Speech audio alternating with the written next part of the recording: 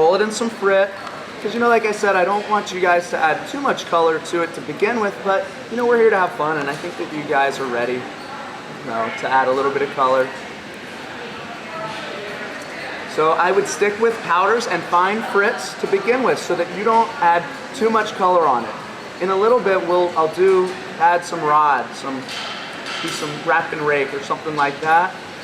But I don't want the color to go on too thick. It's just going to be a little bit of a distraction and another hurdle for you guys. So just get it hot, nice and even.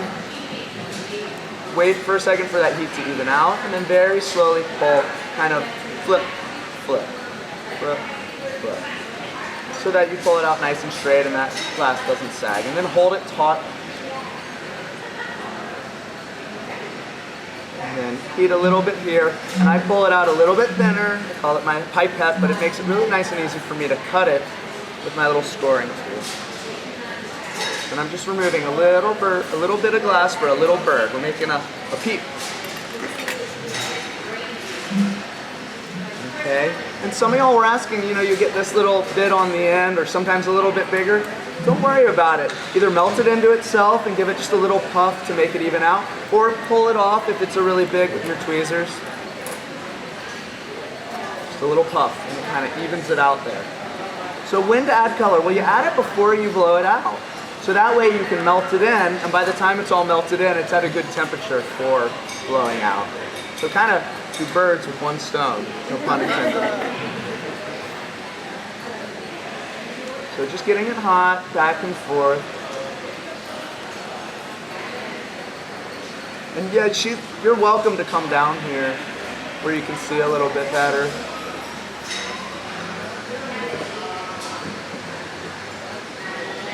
Just getting it nice and evenly hot, nice and slowly. I'm going to roll it in the frit here. This is Blue Moon, North Star Blue Moon. It's one of my favorite colors. It's a nice soft blue. It's got some metals in it that give you kind of a metallic effect, reduction, as long as you don't heat it too long. But, frit is how you get that random dot pattern, the speckly pattern. Don't forget to cover the tip. And you can do a few passes, a few coats, or just a nice kind of subtle. This glass is because of the metals will actually fume a little bit, so like subtle.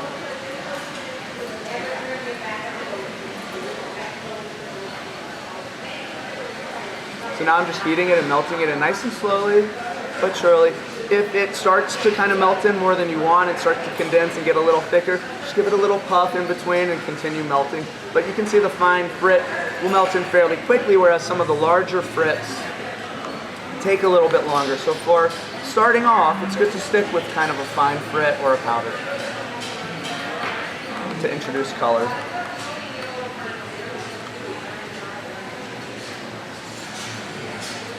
Not that you have to, just my suggestions for starting out. Make it easy on yourself. So see how it's melting in nice and slowly. I don't want to blow it out till it's all melted in, but if I feel like it's kind of condensing down or thickening up a little too much on me, just give a little puff. Not a big deal. Go back to heating it. And I'm just rotating either around and around or back and forth, as long as you're getting the whole thing nice and evenly hot. That's kind of the important part. Okay, so then I come out of the flame when it's all melted in and it's at a nice even temperature, and I'm just going to blow it out into a ball. So keep it turning as you're blowing, and either little puffs or a slow continuous puff. Sometimes I do little puffs like puff, puff, puff at first to kind of feel it, so you can always let off. And ideally you do it in one heat, but if you have to go back in and do it in a couple heats, that's fine too. So we did a blowout with clear. Add a little bit of color just to show you guys. We have some great color over there. So instead of clear, I'm going to put a little blue blob on there for its head, and I'll blow through that.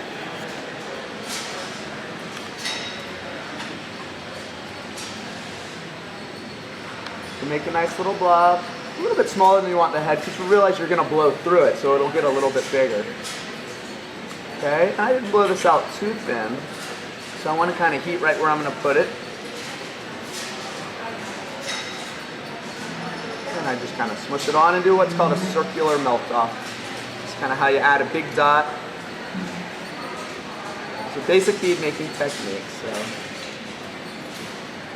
and kind of get it a little bit warm. Little puffs.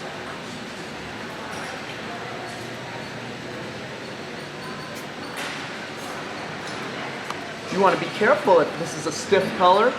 It might cause problems, especially if you're adding it to a thin bubble. But that'll do it for this guy. So we did dots to do eyes. That's a great way to do it. Just kind of touch down and pull away. Remember, you kind of position yourself under the flame so you can touch down going through the flame, and when you pull it off, coming back through the flame. But I like to use Mirini or Millefiori for my eyes. And so I have a little, and you guys are welcome to pass this around, but just a little black dot with a yellow dot around it. And all I did was took a black rod, striped yellow around it, and pulled it out for my eye. And so depending on the size of your piece, I have a few different thicknesses. So for the little baby birds, I've got a tiny one that I pulled out, a few different sizes. So for this, you want to turn your flame down and kind of spot heat right where you want it to go. You also want to flash this. You don't want it to be molten, but you want it to be, you know, warm so it'll stick. And yellow is a great indicator color. It turns red when it's hot. I don't want it glowing orange or red. I just want it to know that it's warm. So yellow is a great little indicator color. Then I kind of just heat right where I want it to go. This is already warm. Spot heat. And then push it in and give it a little wiggle. And it leaves the tiniest little dot of an eye behind. See that? Do the same thing on the other side. The spot heat, and realize this is a thin tube, so you don't want to heat it too long. Push in, let it cool off, give it a little wiggle. And so that's how I add my two little eyes. So it's almost easier than adding a dot. Now, so I just kind of went for it, but I'll tell you, when I'm doing stuff at home, I use something to maybe make my eyes line up. So I'll heat the whole thing and kind of pinch in so that I can line my eyes up. This is called a bail biter. They also make a tool called Peter Tweezers, named after a bead maker, Sharon Peter, who's here. And yep, those are them. And those are Handy Andes. Oh, Handy Andes is another one. They didn't name it after me, but they should have. They, but it's great for lining things up. And as a rule of thumb, I do that. But for, you know, for illustration purposes today, I'm just trying to kind of show you all. So you want to put a beak on, maybe you want your beak to be color. So I know we've been working in all clear, but now we're going to start introducing color. So some yellow or black, or maybe there's a color over there called caramel, is a nice kind of natural looking beak color. So, and I have it already pulled down thin, and this one's actually been encased. So I coated it in clear. But, you know, many variations. And then I want to flatten it. Or you can use the inside of the tweezers to kind of flatten it. And then just heat right where you're going to attach it.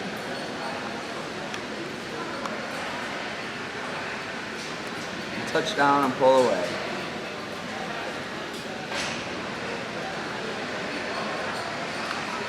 These peeps are appropriate, considering we just had Easter, right?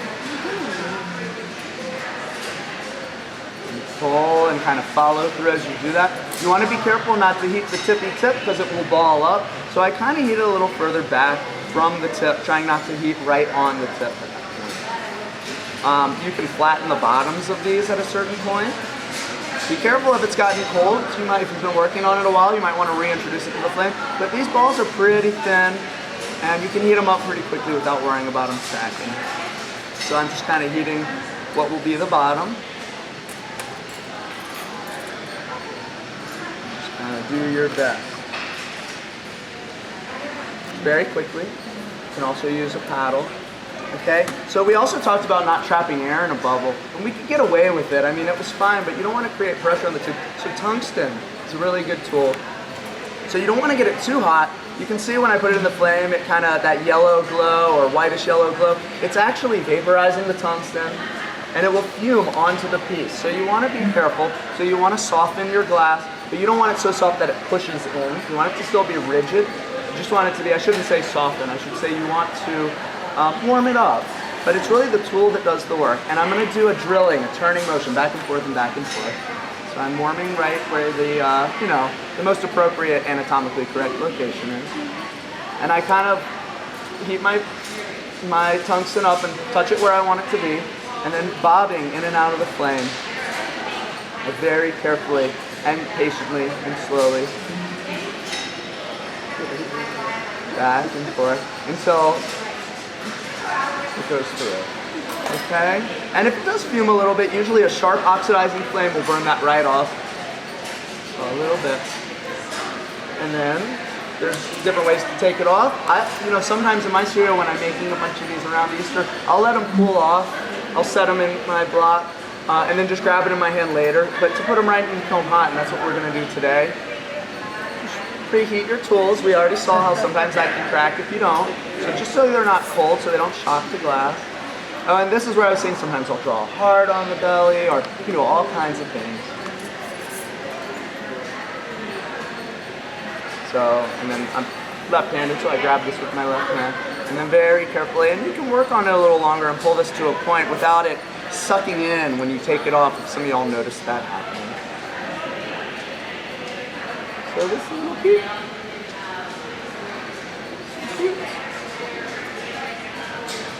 I give my adopter's naming rights on these guys. Okay, and that's it. This is a great little first project bird that we did in clear. Now we can maybe add some color too. So we're gonna start there, and then we'll add more color, and we're gonna do some wrap and rake and things like that later. So we think we can do that. Keep practicing pulling points, and once you have a few points, you try to make something out of them. I'm gonna walk this over to the kiln with a little piece of glass or something that I can push it out with. And I'm happy to help y'all do that when we get to that. So we're gonna make a fish. Start by just laying some random color on here. This is some Ruby K. We've got the label end here, so we're just gonna use it up. Let's gonna burn off the label. You see some flames and smoke. Don't worry about it.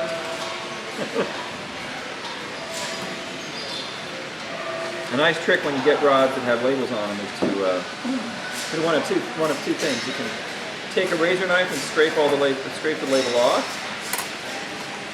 before you use it, or you could throw it in your kiln, burn the label off, or you could do this, which is kind of the messiest way to deal with it, but that's how it goes sometimes. So what happens when you throw it in your kiln? It'll burn up, burn up the label. And, Okay. yeah, you might have some more acid. Well, it's actually nicer if you burn it off in the kiln, because then it just makes a clean dust you can wipe off. Doing it in the flame like this, you can see it's kind of getting onto the surface and making it foam a little bit. But in a piece like this, where it's all going to get swirled together and twisted up and mushed, it's not going to show. Now if that was going to be some external addition to the piece, I would be more fussy. It's a nice thing about things like these fish, because you can use up little scrap bits of color that are laying around, right? So there's some red. I'll put some cobalt blue on there.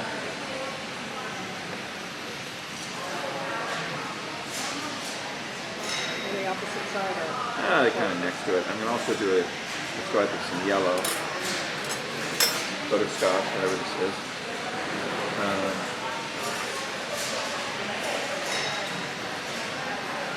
So we'll have all three primary colors represented on here. So when we twist it up, you'll sort of get the whole rainbow,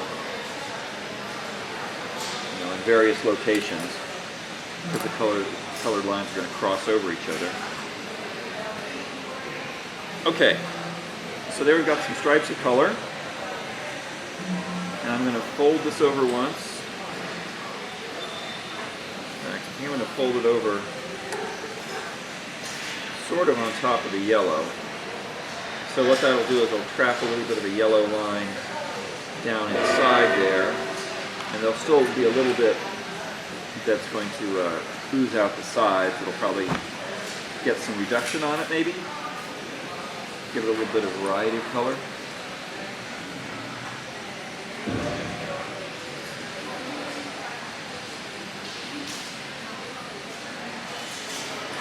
So just twist that up.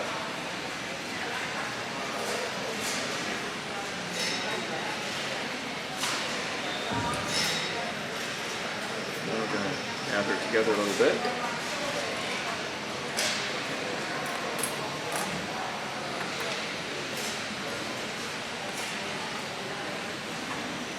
A little bit more of a spherical shape.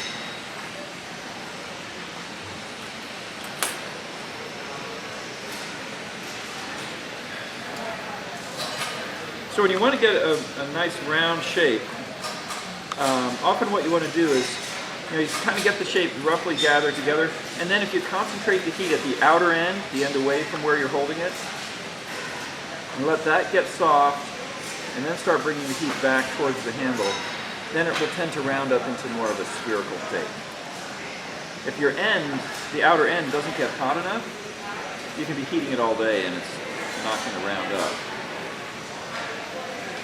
So due to the twisting, this is a little bit asymmetrical, but we'll bring it back to a spherical shape.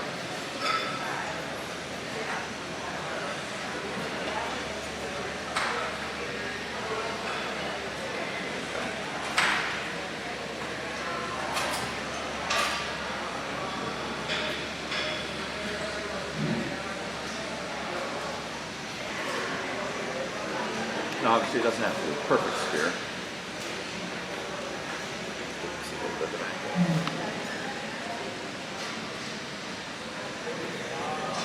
Okay.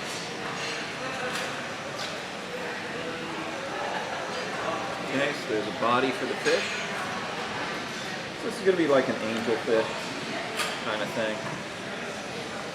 I'm taking out the chill marks.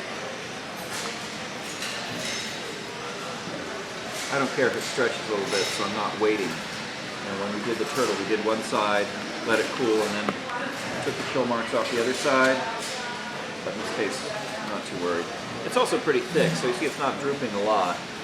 The color is a little bit stiff, holds its shape. So, Bob's got these tweezers. You could make these yourself if you wanted with just a pair of tweezers and bend them. But see how they've got the tips lined up facing each other. So these are good for a couple things. You can use these for making loops on pendants, but they're also handy if you're doing animals, especially one like this. You can use this to make your eyes line up.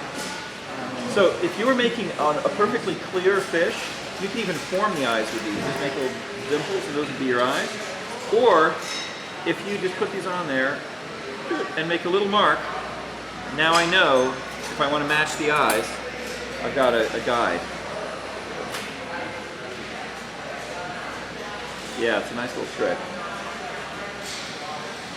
Yeah, because my eyes are always... Well, and it's deceptive. It's deceptive. It's a real skill to be able to make the eyes match. And you can use that. You could use it to mark where you want to put the ears on something too. Anything that needs to be symmetrical. You still have to do the work of getting the size right.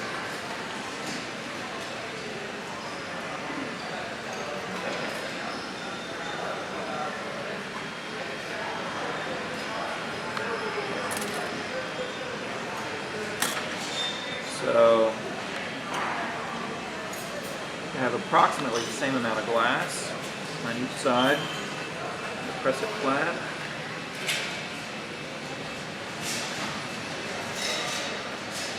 And again, I want to keep a distinct edge.